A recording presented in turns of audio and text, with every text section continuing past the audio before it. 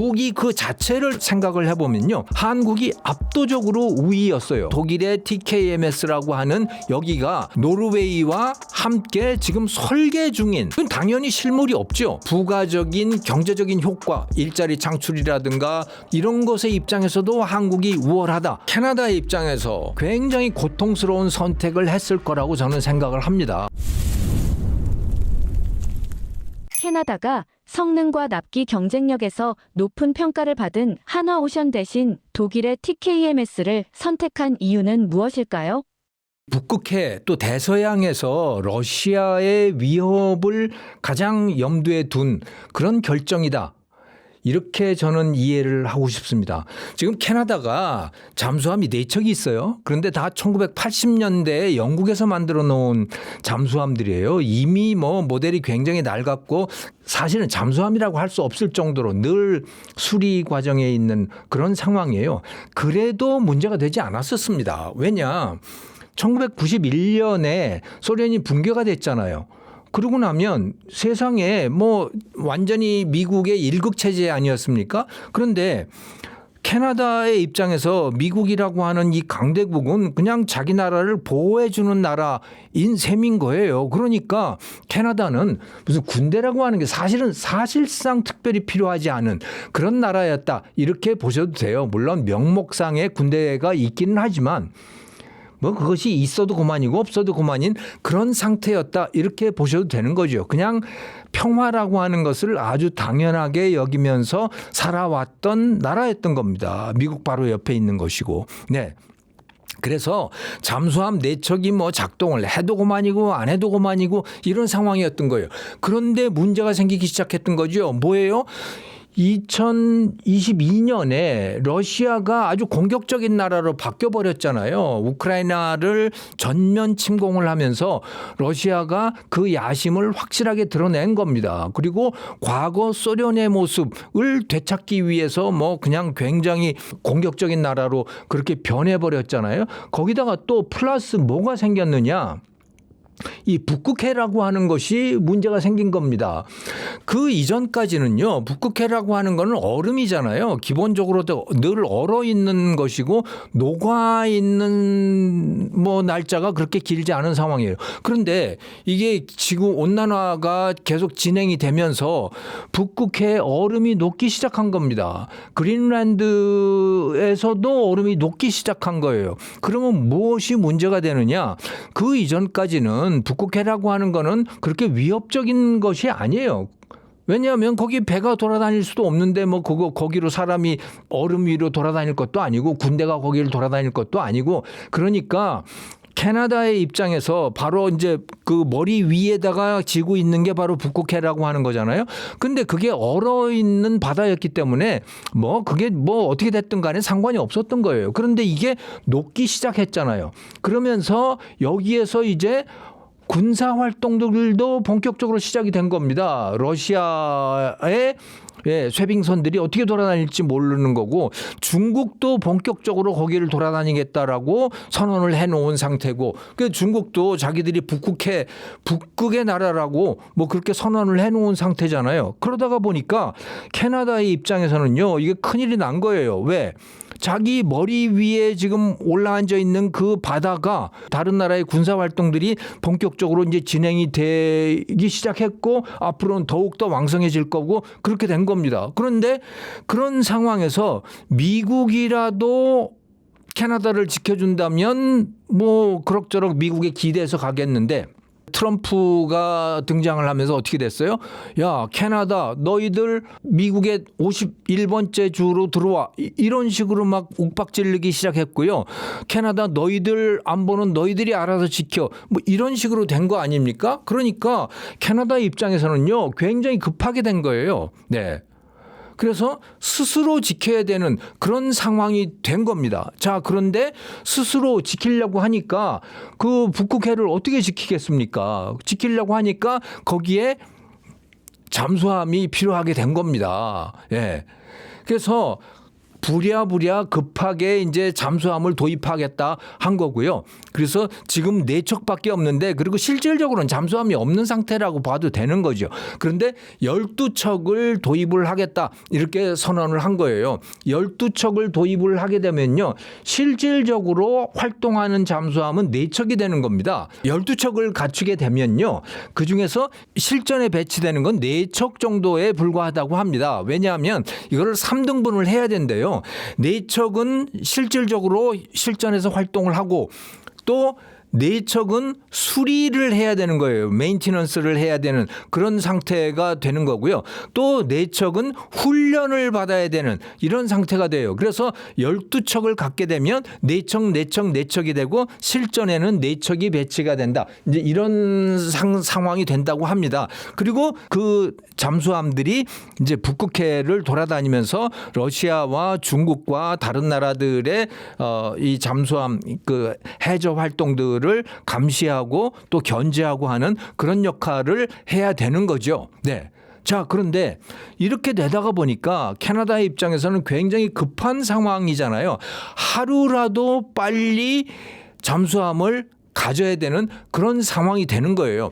이런 상황에서 이제 야, 우리 캐나다에다가 잠수함을 공급해 줄 나라가 어느 나라냐라고 해서 이제 여러 나라들에게 공고를 냈던 거고 독일, 한국, 프랑스, 스웨덴, 일본 수많은 나라들이 여기에다가 제안을 한 거고요. 최종적으로 독일과 한국 이 두 나라가 선정이 됐다. 이렇게 보시면 되는 거죠. 그중에서 마지막으로 독일이 우선 협상 대상자로 선정이 된 거고요. 7월 6일 날. 그리고 한국은 리저브가 된 거예요. 그러니까 만약에 독일이 문제가 생긴다 그러면 그 다음에는 한국이다. 리저브 서플라이어라고 이제 이렇게 되어 있습니다. 네, 예비 공급자 뭐 이런 정도로 번역을 할 수 있겠네요.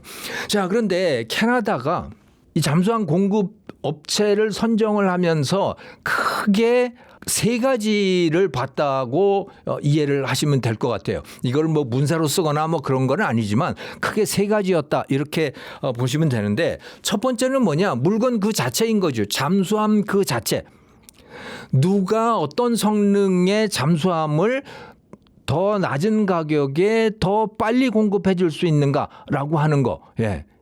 이게 첫 번째 조건이었습니다. 그래서 잠수함 물건 그 자체 그리고 그 잠수함을 나중에 유지 보수할 수 있는 능력 이거를 첫 번째로 본 것이고요. 두 번째는 뭐냐면 전략적인 판단인 거죠. 네. 어느 나라와 손을 잡아야 캐나다가 북극해라든가 대서양, 태평양 이런 데에서의 안보를 더 확실하게 지켜낼 수 있는가라고 하는 거. 이게 두 번째의 판단 기준이었다고 보시면 되는 거고요. 세 번째 판단 기준은 뭐였느냐? 이것을 하는데 60조라고 하는 돈을 캐나다가 쓰게 되는데 이거는 그러니까 그냥 단순한 무기라든가 또는 안보 문제 이것만이 아니고 캐나다에다가 경제적인 이득을 갖다 줄 수 있는 그런 파트너를 선정을 하겠다라고 하는 이 3가지를 크게 본 겁니다. 다시 정리를 하자면 첫 번째는 잠수함 그 물건 그 자체 플러스 유지 보수할 수 있는 능력 이게 그러니까 무기로서의 잠수함을 본 거고요. 두 번째는 전략적 어떤 나라와 손을 잡아야 캐나다가 더 안전할 수 있겠는가라고 하는 것을 본 거고요. 세 번째는 무기라든가 안보 이것뿐만이 아니고 캐나다에다가 경제적인 이득을 가져다 줄 수 있는 파트너가 누군가. 그래서 캐나다 현지에서 생산하는 것은 물론이고 캐나다에다가 투자를 해주고 기술을 제공을 해주고 일자리를 창출을 할 수 있고 하는 그런 프로그램들도 같이 보게 된 거예요. 그래서 이 크게 3가지를 봤습니다. 네. 자, 그런데 여기에서 한국과 독일은 어떤 점에서 어떤 이점 또는 어떤 약점을 갖고 있었느냐라고 하는 것을 한번 판단을 해볼까요? 예. 결과적으로는 독일을 선택을 하고 한국을 이제 reserve supplier 예비 공급자로 이렇게 선택을 했습니다만은 왜 캐나다는 이런 결정을 했을까라고 하는 것을 한번 생각을 해보죠. 첫 번째, 무기 그 자체를 생각을 해보면요. 이것은 한국이 압도적으로 우위였어요. 왜냐? 한국은 장보고3라고 하는 거, 이 잠수함, 우리가 입찰을 한 그 잠수함은요, 현물이 이미 있는 겁니다. 예. 우리 한국이 이미 운영을 하고 있는 것이고요. 그리고 그 잠수함을 진해부터 출발을 해가지고 태평양을 건너서 캐나다에 가서 보여준 거예요. 예. 그런데 독일은 어떻냐? 독일이 제공을 하겠다라고 하는 그 잠수함 212급 잠수함이라고 하는 것은 현물이 존재하지 않아요. 그건 지금 설계 중인 겁니다. 노르웨이에다가 공급을 하기 위해서 독일의 TKMS라고 하는 여기가 노르웨이와 함께 지금 설계 중인, 그건 당연히 실물이 없죠. 그리고 설계도 완성되지 않은 그런 상태의 잠수함이 바로 독일이 캐나다에다가 공급하겠다고 하는 212급 잠수함이라고 하는 거예요. 그러니까 물건 그 자체만 놓고 보면요, 한국이 압도적인 거예요.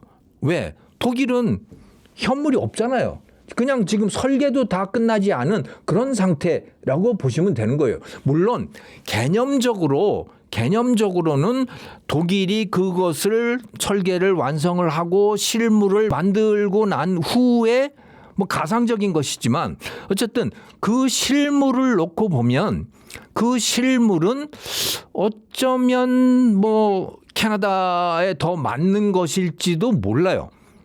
하지만 그건 완성된 상태가 아니기 때문에 그건 알 수가 없는, 판단하기 어려운 그런 상태인 것이죠. 네. 그래서 실물만 놓고 본다면, 물건만 놓고 본다면 한국이 압도적으로 우위이다. 그리고 당연히 그것을 공급해 줄 수 있는 그 시기, 납기로 보더라도 한국이 압도적으로 우위에 있는 겁니다. 자, 그런데 이 문제를 해결하기 위해서 독일이 비상수단을 썼어요. 그게 뭐냐? 그 이전까지는 그런 약속을 안 했었거든요. 그런데 한국이 2034년부터 본격적으로 실물을 공급해 주겠다 하고 약속을 하니까 독일은 그런 약속을 할 수가 없었거든요. 그랬더니 비상수단으로 뭘 꺼냈느냐. 현재 독일의 TKMS하고 노르웨이 정부가 같이 손을 잡고 지금 개발하고 있는 그 잠수함, 그것을 먼저 노르웨이보다도 캐나다에 먼저 주겠다라고 약속을 한 거예요. 그거를 노르웨이 정부도 오케이를 한 겁니다. 동의를 한 거예요. 그러니까 캐나다 입장에서는 독일이 또 노르웨이가 상당히 많은 양보를 해줬구나, 이런 셈이 되는 거죠. 그리고 독일하고 노르웨이 그리고 캐나다 3자의 동맹 같은 것도 충분히 가능하겠다라고 하는 계산이 쓰는 거 아닙니까? 실제로 그렇게 그런 동맹들이 지금 진행이 되고 있는 것이고요. 네. 이런 비상수단까지 써가면서 한국의 이 실물 부분에서의 우위를 독일이 어떻게든 잡아보고자 이제 그렇게 비상수단까지 쓰게 된 거예요. 그래서 결론적으로 말씀을 드리면 실물 그 자체, 물건 그 자체에서는 한국이 압도적인 우위를 보이고 있는 것이다라고 하는 겁니다. 그게 첫 번째 요인 아니겠습니까? 네. 자, 그런데 두 번째 요인은 뭐냐? 얼마나 캐나다에다가 많은 이득을 줄 수 있는가, 경제적으로. 그래서 얼마나 고용 창출을 해줄 수 있는가, 뭐 이런 거예요. 한국은 특히 한화오션이 말이죠, 굉장히 구체적인 약속들을 많이 했습니다. 거기다가 이제 한국 이제 정부 차원에서도 나섰기 때문에 현대자동차도 캐나다에다가 무엇을 주겠다라고 약속을 했죠. 네. 우선 한화오션은 뭐를 했느냐? 제철, 이 온타리아주 이쪽에 캐나다의 산업들이 굉장히 낙후된 산업들이 많고, 그러다가 보니까 이제 그 노동자들의 입장에서도 일자리가 궁하고 뭐 그런 문제들이 상당히 있거든요. 그거에 대해서 한화오션이 조선소와 관련된 그런 훈련을 다 해주겠다. 학생들 훈련시켜주겠다. 또 조선소에 투자도 해주겠다. 또 제철소에도 우리가 투자를 하겠다. 그렇게 해서 지역 일자리를 만들겠다. 이제 이런 MOU를, 구체적인 MOU까지 맺고 이렇게 한 거예요.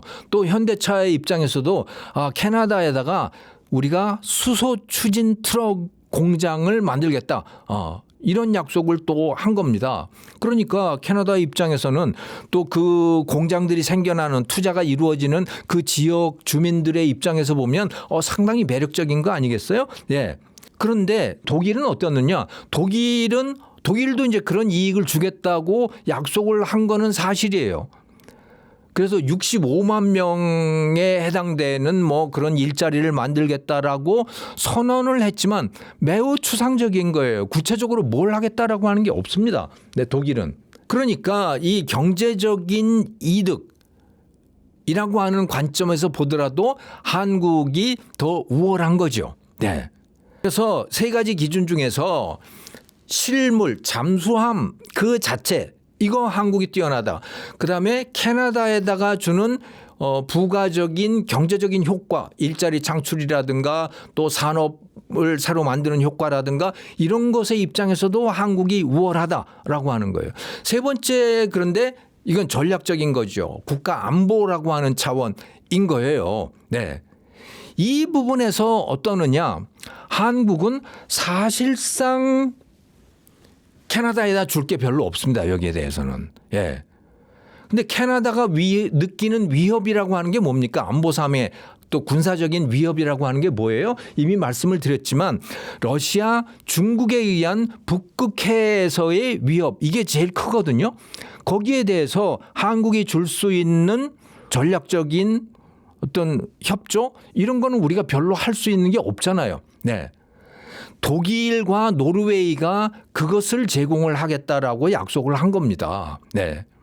그 말씀은 무슨 얘기냐? 독일이 이런 제안을 한 거예요. 독일과 노르웨이와 캐나다가 같은 합동작전을 할 수 있도록 하자라고 하는 그런 제안을 한 것이고 그리고 캐나다의 군사력에 문제가 생기면 특히 잠수함과 관련된 이런 해저 활동에서 문제가 생기면 그러면 독일이 가서 메워주겠다 이런 약속도 한 거예요. 그리고 노르웨이도 같이 하겠다라고 하는 이런 약속을 한 겁니다. 그러니까 캐나다의 입장에서는 사실 고민도 되는 거죠. 당연히 고민이 되지 않겠어요? 잠수함 그 자체도 중요하지만 다른 나라하고 이 러시아를 막아야 되는 상황에서는 나토의 다른 나라들과 긴밀한 협조를 할 필요가 있는데 근데 독일과 노르웨이가 구체적으로 그런 협력을 하겠다고 제안을 하니 그것은 캐나다의 입장에서는 상당히 매력적일 수밖에 없다. 예. 자, 그래서 사실은 캐나다의 입장에서 또 그 마크 카니 총리의 입장에서는 굉장히 고통스러운 선택을 했을 거라고 저는 생각을 합니다. 이 무기 자체를 좋은 거로 해야 되는가 확실한 걸로 그리고 경제적인 이득을 택할 것인가 아니면 독일, 노르웨이 또 나토라고 하는 이들의 협조 이들의 그 국가 안보 면에서의 협조, 동맹 관계 이런 거를 공고히 하는 걸 택할 것인가 그런데 그 세 번째 그걸 택했다라고 저는 이해를 하게 됩니다. 그리고 이것은 매우 고통스러운 선택이었을 것이다. 저는 이렇게 봐요. 참 여기 추가적인 사항이 하나가 더 있는데요. 그것은 뭐냐면 독일이 그 잠수함의 생산은 캐나다 현지에서 하겠다라고 그렇게 제안을 한 겁니다. 자, 그러면 캐나다의 입장에서는 어떤 계산을 하느냐? 독일 잠수함을 캐나다에서 와서 생산을 하게 되면 그러면 그 과정에서 12척을 생산하는 그 과정에서 캐나다가 그 생산의 노하우를 습득을 하게 될 거 아닙니까? 캐나다의 생산 인력들이 거기서 배양이 될 것이고 그리고 이 과정이 끝나고 나면 캐나다에는 상당히 많은 생산 인력들이 생겨날 것이다라고 하는 거예요. 그러니까 캐나다가 잠수함 생산 능력을 갖추게 될 것이다라는 거예요.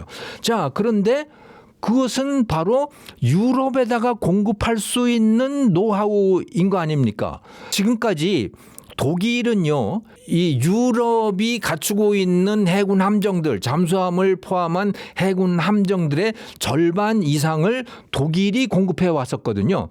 그런데 그 노하우를 캐나다가 온전히 다 전수받게 된다. 뭐 그건 충분히 계산을 할 수 있잖아요. 그것을 캐나다가 갖추게 된다면 당연히 캐나다는 어떤 계산을 하겠습니까? 캐나다가 잠수함을 생산해서 유럽의 다른 나라에도 공급할 수 있겠구나라고 하는 계산을 하게 되지 않겠어요? 네, 그런 이점도 노렸다 이렇게 볼 수가 있는 것이죠. 그래서 결과적으로 정리해서 말씀을 드리면 캐나다는 독일, 노르웨이 또 나토 전체와의 협력, 군사동맹 그것을 통한 러시아와 중국의 견제 이것을 선택을 했다. 그것을 하기 위해서 한국의 확실한 잠수함, 가성비 좋고 납기가 빠른 그 잠수함이라고 하는 그 이점을 포기했고 또 한국이 제안했던 그 수많은 경제 협력의 이점들 이런 것도 캐나다는 포기해야만 했다. 이렇게 이해를 하면 되겠죠. 하지만 그 대가로 또 어쩌면 독일의 잠수함 생산 노하우를 전수를 받아서 그것을 기반으로 유럽에다가 잠수함을 재수출하는 그런 기회를 또 노리고 있는 것일 수 있다. 이렇게 이해할 수 있을 것 같습니다.